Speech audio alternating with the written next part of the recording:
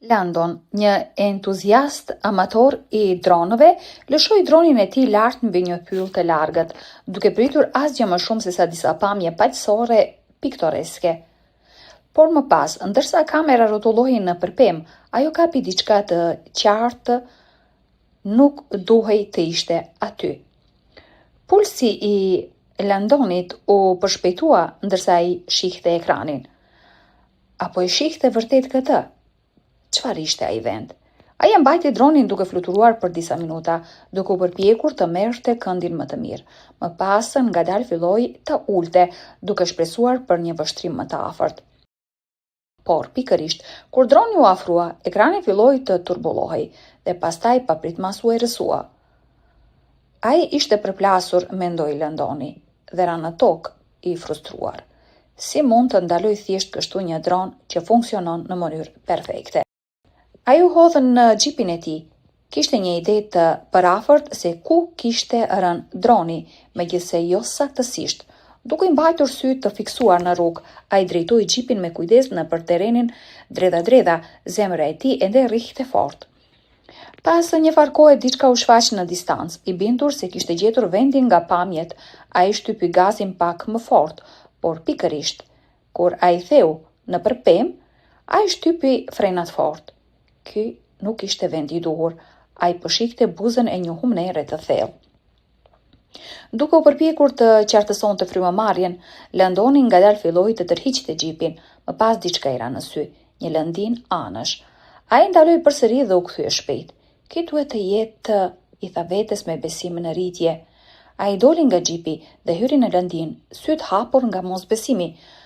Por ajo frikë shpejt u kthye në shqetësim, kur në jetën e tij nuk e kishte imagjinuar se do të gjente këtë në mes të askundit. Format e çuditshme që pa nga droni nuk ishin shkëmbi apo rënoja. Ato ishin qindra kamion të braktisur, të gjithë ulur në heshtje. Ndërsa Landoni ngadalë hynte në labirinthin e kamionëve të braktisur, duke skanuar tokën për ndonjë shenjë të dronit të tij, ai nuk mund të ndalonte së pyeturi. Si përfunduan të gjithë këto kamion këtu? Më pas diçka e çuditshme i ra në sy, ndërsa ecte përgjatë rreshtit të automjeteve. Ai e vuri re se secili ishte i sigurt fort me zinxhir të trash metali. Diçka ishte e mbyllur brenda dhe kushdo që e bëri këtë kishte bërë përpjekje të mëdha për ta mbajtur të fshehur, ose të paktën ata u përpoqen. Kjo është kur Landoni e pa atë, dronin e tij të shtrirë disa metra larg. Ai u vërsul dhe mori atë. Kamera ishte thyer dhe trupi ishte imbuluar me gërvishtje të thella. Ai e kishte në pronësi vetëm për 3 muaj.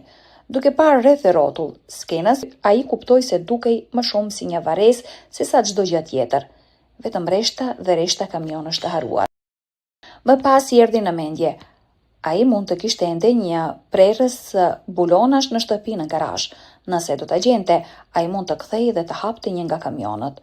Pa humbur kohë, Landoni u hodh në xhipin e tij, u kthye drejt në shtëpi dhe kërkoi nëpër magazinën e tij, ndërsa gjeti prerëset e vjetra të bulonave.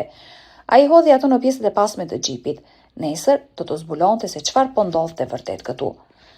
Mëngjesin tjetër Landoni u zgjua me një përzierje të çuditshme nervash dhe vendosshmërie. Ai kapi një mëngjes të shpejt, u fut në xhip dhe u kthye në pyll. Si u afrua në lëndin, pamja e fushës së mbushur me kamion u rishfaq, po aq e frikshme, po aq e heshtur. Landoni doli, prerëset e bulonave në dorë. Kamioni më i afërt ishte i ndryshkur dhe i vjetër, qartazi i paprekur prej vitesh. Ai e mbajti fort dhe shtrëngoi fort zinxhirin e parë. Me një kërcitje të fortë, ai u kaput. Tani nuk kishte kthim pas.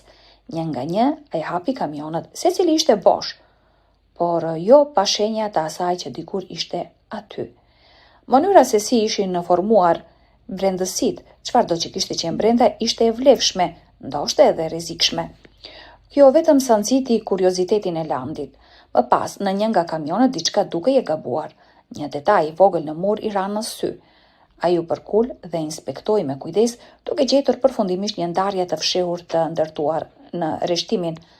Brenda i zbuloi një pirk të vogël letrash të vjetra, të pluhurosura. Skajet ishin të konsumuara, shkrimi pothuajse i zbehur.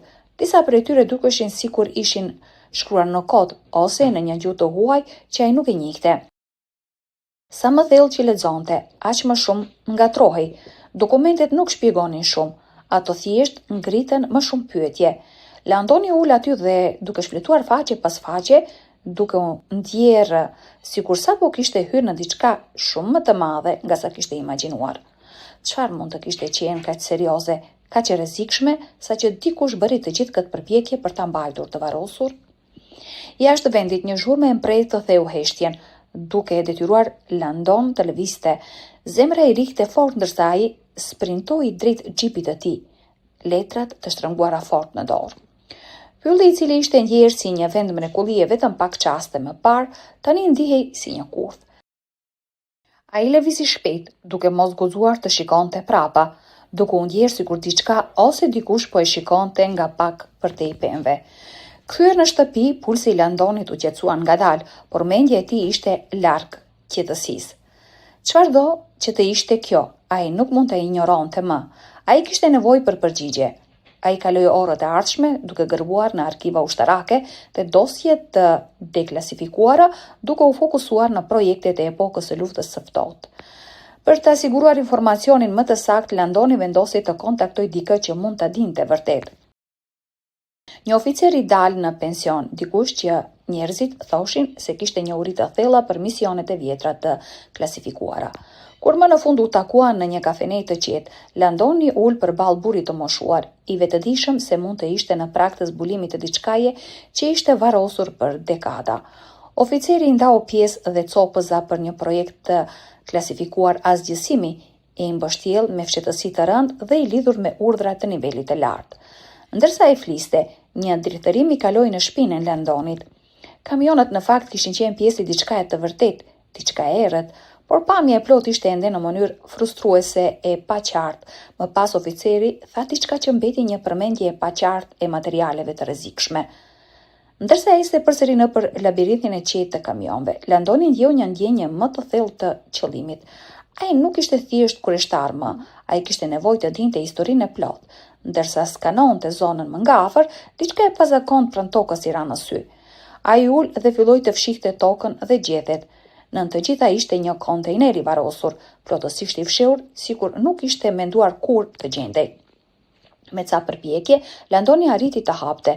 Brenda ishin disa fuqi të vjetra, secila e shënuar qartë me simbole paralajmëruese radioaktive.